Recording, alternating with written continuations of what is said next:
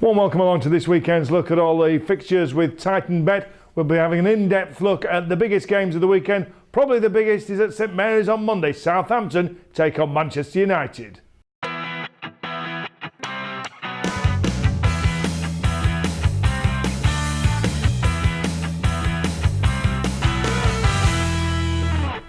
Well, the busy Christmas period is almost amongst us. The games are coming thick and fast for the top teams, and the top teams are just about putting it together now. We start this weekend's look at the Premier League action with Monday night's game at St Mary's.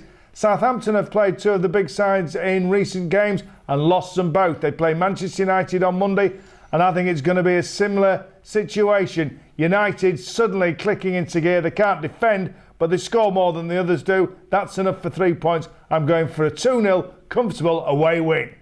Well, I think in Southampton, the way they've played recently has been pretty good. The results have gone against them. It's been disappointing in that respect, but I still think they've got the quality. They've got the likes of Bertrand and Klein bombing forward from the wing backs, and Graziano Pellè hasn't scored in a while, but I fancy him to get a couple against United. 2-1 Southampton. Fool.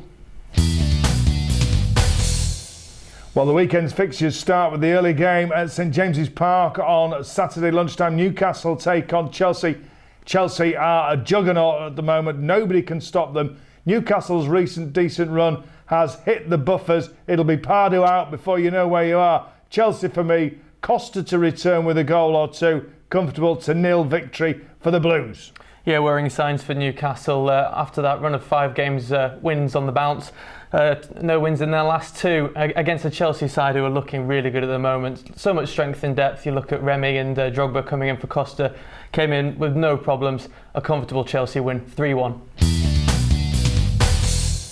Over on the East Coast, Hull take on West Brom. Both sides struggling, both sides in need of a victory. Hull just about stopped the rot at Everton in midweek. Steve Bruce will be happy with that, and I think they'll have enough at home to beat Alan Irvine's struggling baggies. So I'm going for a 2-1 win to the Tigers.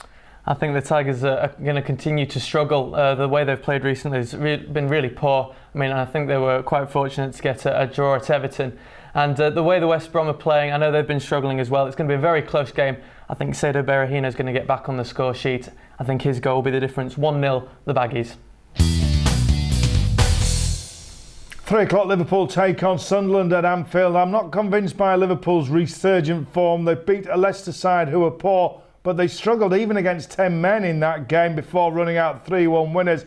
Sunderland are quite well organised. They were unlucky against Manchester City. They held Chelsea. I think they'll hold Liverpool. I'm going for a goalless draw at Anfield and more frustration for Brendan Rodgers' side.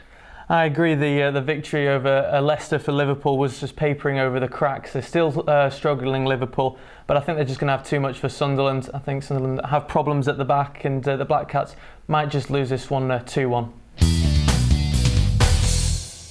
QPR take on Burnley in the basement battle at Loftus Road. QPR need to win their home games if they've any chance of staying up, because they can't pick up a thing on the road. They'll be going all out against the Burnley side, who of late have been doing well. They're in a good run of form, and they actually managed to get themselves out of the bottom 3 briefly in midweek before Hull's point at Everton sent them back in. So I'm going for a real tough one here, and I think a Burnley away win with Happy Harry not so happy with his R's. Well, I was impressed with Burnley's 2-1 away victory at Stoke City. I think it's going to be a similar case this weekend. Danny Ings is in great form. It's Ings versus Charlie Austin for me, the battle between those two strikers, and I think Ings is going to come out on top. 2-1 to the Clarets.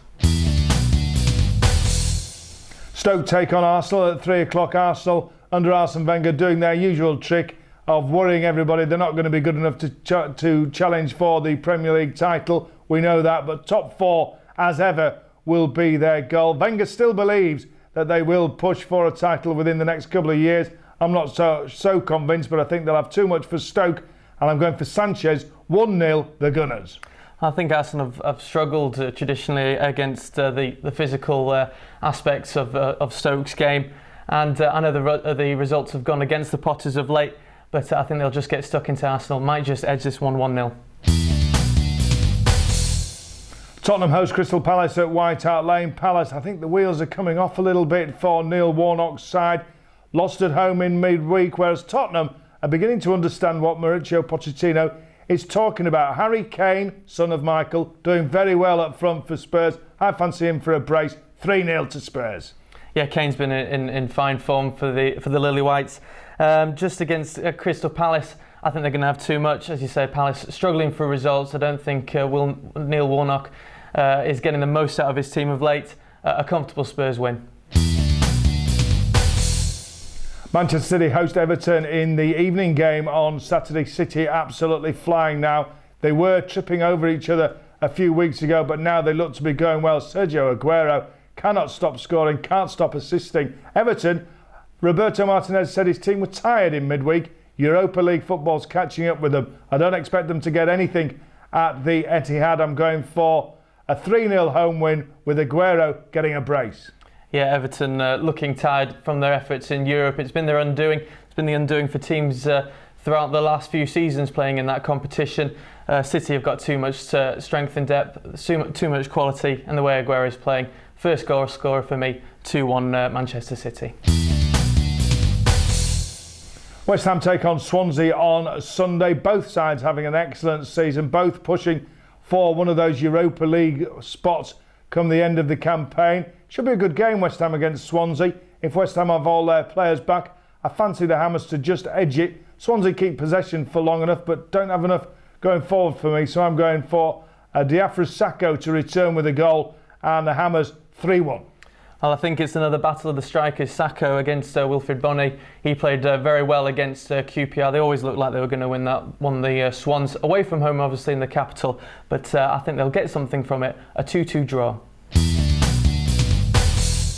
Aston Villa take on Leicester on Sunday afternoon. Nobody's going to bother with this one, are they? It's a Midlands derby that nobody cares about. Villa at home are hopeless. Far better away where they can counter-attack. Leicester probably do better away from the King Power Stadium. I'm going for a Leicester win, a tight one. It'll be turgid, but I'm going to go for a Foxes shock win, 1-0.